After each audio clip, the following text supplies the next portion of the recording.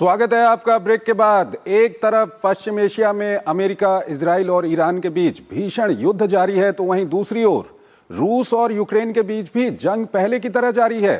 रूस ने जहां यूक्रेन के ऊर्जा संयंत्रों पर हमले तेज कर दिए हैं, तो वहीं यूक्रेन ने हाल के दिनों में रूस को बड़ा झटका देने का दावा किया है। इस सब के बीच अमेरिका के नेतृत्व में इस युद्ध को रोकने की कोशिशें भी धीमी पड़ चुकी हैं। अमेरिका के साथ रूस और यूक्रेन के अधिकारियों की बैठकें जारी हैं, लेकिन युद्ध रोकने की दिशा में अभी तक कोई सकारात्मक परिणाम सामने नहीं आया है। आइए आपको ताजा घटनाक्रम से जुड़ी एक रिपोर्ट दिखाते हैं और फिर इस पर अपने विशेषज्ञ मेहमान से बात करेंगे और यह भी जानेंगे कि ईरान युद्ध का रूस यूक्रेन युद्ध पर क्या कुछ फर्क पड़ रहा है।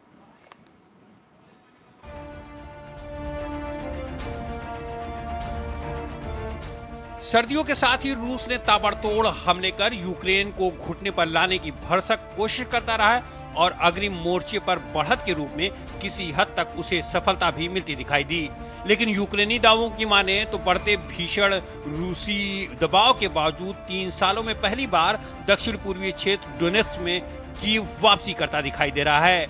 दावा है कि यूक्रेन ने डोनेत्स्क के कुछ क्षेत्र वापस हासिल करने शुरू कर दिए हैं। यूक्रेनी राष्ट्रपति ज़ेलेंस्की के मुताबिक रूस से छीना गया क्षेत्र करीब 460 वर्ग किलोमीटर है। 2025 में रूस द्वारा कब्जाए गए क्षेत्रों का लगभग 10%। निप्रो पेट्रोवेस्क में रूसी सैनिकों की उपस्थिति 3 कस्बों तक ही सीमित रह गई है। यूक्रेनी दावे सिर्फ डोनेत्स्क तक सीमित नहीं है, बल्कि पड़ोसी ज़ेपोरोजिया क्षेत्र में जनवरी से अब तक 9 शहरों को छुड़ा लेने की बात कही जा रही है। ज़ेपोरोजिया के 3/4 हिस्से पर रूसी कब्जा है। तो सबसे बड़ा सवाल यही है कि यूक्रेनी दावों की जंग में वापसी माना जाए या रूस की कोई रणनीतिक चाल। यूक्रेनी दावों की तरह रूस कीव के ऊर्जा संयंत्रों के बुनियादी ढांचे को निशाना बनाने के साथ रेल लाइन पर भी हमले तेज कर दिए हैं। जानकार इसे रसद, निर्यात और सैन्य आपूर्ति लाइनों पर हमला करने की एक व्यापक रणनीति मानते हैं। जानकार मानते हैं कि रेल ढांचों पर हमला कर रूस यूक्रेनी अर्थव्यवस्था पर चोट पहुंचाने की कोशिश कर रहा है, ताकि सरकार को युद्ध के मोर्चे पर सेना भेजना मुश्किल हो। इस बीच रूस ने पश्चिमी क्षेत्र ब्यांस्क में हुए घातक यूक्रेनी हमले की निंदा करते हुए इसे आतंकवादी कृत्य करार दिया है। रूस ने ब्रिटेन को निशाने पर लेते हुए कहा कि हमले में ब्रिटिश मिसाइलों का इस्तेमाल किया गया था। रूस ने इसे अंतर्राष्ट्रीय कानूनी मानदंडों का उल्लंघन बताया। मंगलवार को हुए यूक्रेनी हमले में 7 लोगों की मौत हो गई थी, जबकि 42 लोग घायल हुए थे। यूक्रेन ने मिसाइल उपकरणों को बनाने वाले कारखानों को निशाना बनाने का दावा किया, जबकि मॉस्को ने कीव पर जानबूझकर नागरिकों को निशाना बनाने का आरोप लगाया। उधर रूसी गैस पाइपलाइन को लेकर हंगरी और रूस के बीच तनाव गहराता जा रहा है। हंगरी ने मामले पर बातचीत के लिए एक प्रतिनिधिमंडल भेजने की बात कही है, जबकि कीव ने समूह की किसी भी आधिकारिक स्थिति से इनकार किया है। दरअसल दुब्रुजा पाइपलाइन के जरिए रूस हंगरी और स्लोवाकिया को गैस सप्लाई करता है। यूक्रेन का दावा है कि ये पाइपलाइन जनवरी में रूसी हमलों में क्षतिग्रस्त हो गई थी। दोनों देशों का आरोप है कि यूक्रेन पाइपलाइन की बहाली में जानबूझकर देरी कर रहा है। इस बीच शांति वार्ता को आगे बढ़ाने के लिए यूक्रेन और रूस ने अमेरिका के साथ अलग अलग बैठक की है। दोनों देशों ने बातचीत को सकारात्मक बताया है। वैश्विक तेल बाजारों में तबाही के बावजूद G7 देशों ने रूस के खिलाफ लगे प्रतिबंधों में छूट देने से इनकार कर दिया है।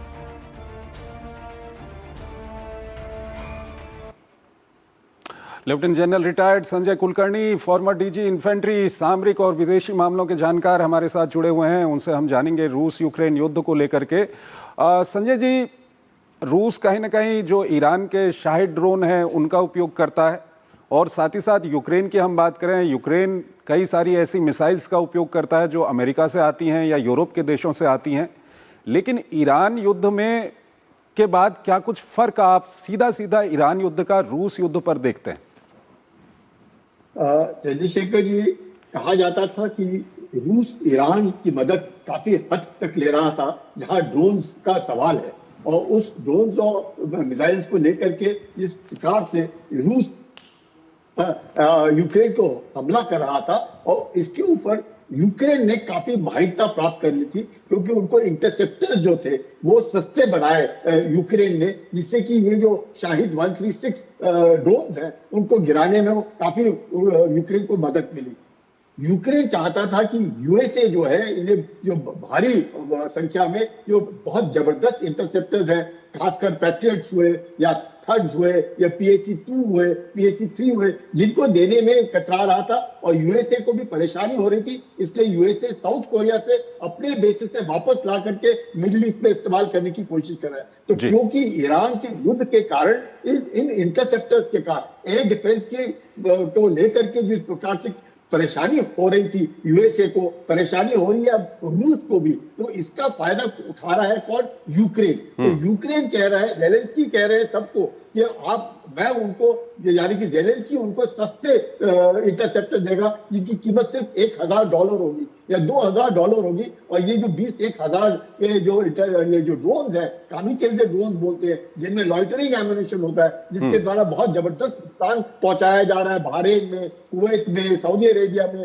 कतर में, तो उसको बचाने के लिए जेलेंस्की ने प्रस्ताव रखा है इनको कि हम देंगे। और उसने कहा है अमेरिका को कि वो उन्हें पैट्रियट्स और थर्ड दे जो जिससे कि यूक्रेन की सफलता और यूक्रेन अपना बचाव कर सके रूस के बरकरार। और रूस को परेशानी हो रही है क्योंकि रूस ईरान की मदद उस तरीके से नहीं कर पा रहा है जिस तरीके से ईरान ने रूस की मदद की, इस तरीके के सप्लाई ऑफ ड्रोन और मिसाइल दे करके। तो ये जो लो कॉस्ट टेक्नोलॉजी में ईरान ने मदद की, रूस के पास हाई कॉस्ट टेक्नोलॉजी के है, अब लो कॉस्ट लेने में और लो कॉस्ट इंटरसेप्टर्स जो है जो यूएसए इस्तेमाल करता है वो मिलियंस ऑफ डॉलर्स के हैं। तो ये जो बैलेंस है इसमें जेलेंस्की अपना फायदा देख रहे हैं कि किस प्रकार से वो चीप दे करके अपने देश की रखवाली करके किस प्रकार से वो रूस को आगे ना बढ़ने दे और धीरे धीरे करके थोड़ा थोड़ा क्रीप करके जो गांव उन्होंने गंवाए हैं उनको वो दोबारा प्राप्त करने की। कुलकर्णी साहब, इस सब के बीच जेलेंस्की ये भी दावा कर रहे हैं कि डोनबास के इलाके में कई जगहों पे उन्होंने रिकैप्चर कर लिए हैं वो इलाके जो रूस ने कैप्चर किए थे। बिल्कुल ठीक है, क्योंकि डोनबास और ये जो रीजन है लुहांस्क का और डोनेट्स्क का, इस पे जबरदस्त लड़ाई अभी नहीं, ये 4 साल तो अभी है, उससे पहले से ही लड़ाई चल रही है, जिसमें जरूर जिस प्रकार से रूस को मेरे को लगता है सफलता मिलनी चाहिए थी पिछले 4 सालों में, उतनी नहीं मिल पाई क्योंकि जेलेंस्की जो यूक्रेनियंस हैं उन्होंने जबरदस्त उसका पलटवार करके उनको रोक रखा है। और अब मुझे लगता है कहीं ना कहीं 400 स्क्वायर किलोमीटर, कहीं 15 स्क्वायर किलोमीटर इस तरह का इलाका जो है यूक्रेन वापस लेने की कोशिश कर रहा है। तो कहीं ना कहीं रूस को भी अब दिक्कत आ रही है, इसलिए जेलेंस्की का हौसला अफजाई हुई है और उनको लग रहा है कि वो कहीं ना कहीं मिडिल ईस्ट में अमेरिका की मदद करे और अमेरिका उनकी मदद करे जिससे कि रूस को वहां रोका जा सके। सर, अंतिम सवाल यह है कि जो अमेरिका के नेतृत्व में बातचीत की कोशिशें चल रही थी, क्या ईरान युद्ध के कारण वो हाशिए पर चली गई हैं? बिल्कुल, इसमें कोई शक नहीं। और ये भी है कि रूस की मध्यस्थता से हो सकता है कि ईरान के ऊपर भी थोड़ा दबाव पड़े और कहीं ना कहीं ईरान भी लगे उन्हें कि यह युद्ध जो है जिससे कि इसमें पूरे विश्व में जो आग फैल गई है तेल की किल्लत के कारण, गैस की किल्लत के कारण, बाकी जो परेशानी हो रही है सारे विश्व में, उसमें अगर पुतिन, क्योंकि उनके संबंध ईरान के साथ बहुत अच्छे हैं, अगर वहां कहीं ना कहीं मुझे लगता है उनके प्रभाव से अगर विश्व में शांति आ सकती है तो बहुत अच्छी बात होगी। और ट्रंप को भी लगता है कि उनका भी जो पर्सनल रिलेशनशिप है पुतिन के साथ, तो उनके द्वारा भी मुझे उम्मीद है कि ये सब अगर संबंध और एक दूसरे के साथ बातचीत, अगर ट्रंप ने भी बातचीत की है पुतिन से, तो मुझे लगता है कहीं ना कहीं जरूर ठीक है, कोशिश की जा रही है कहीं ना कहीं पर कि कहीं ना विश्व में अब शांति बहाल की जाए और ईरान के ऊपर दबाव डाला जाए कि जिस प्रकार से वो आतंकी संगठनों को सहारा देते हैं वो ना दे और न्यूक्लियर का जो प्लान है उसके ऊपर रोक लग जाए। कम से कम ये 2 चीजें हो जाए तो शायद मुझे लगता है विश्व में शांति बहाल हो सकती है। बहुत बहुत शुक्रिया सर आपका हमारे इस कार्यक्रम में जुड़ने के लिए और दोनों ही महत्वपूर्ण विषयों पर अपना महत्वपूर्ण विश्लेषण हमारे दर्शकों के साथ साझा करने के लिए। इसी के साथ अंतर्राष्ट्रीय खबरों के हमारे इस खास कार्यक्रम को हम यहीं पर समाप्त करते हैं, लेकिन जाते जाते आपको छोड़ जाते हैं आज की कुछ और महत्वपूर्ण और बड़ी अंतर्राष्ट्रीय खबरों के साथ। आप इन खबरों को देखिए और हमारी पूरी टीम को इजाजत दीजिए। नमस्कार। दक्षिणपंथी नेता जोस एंटोनियो कास्ट ने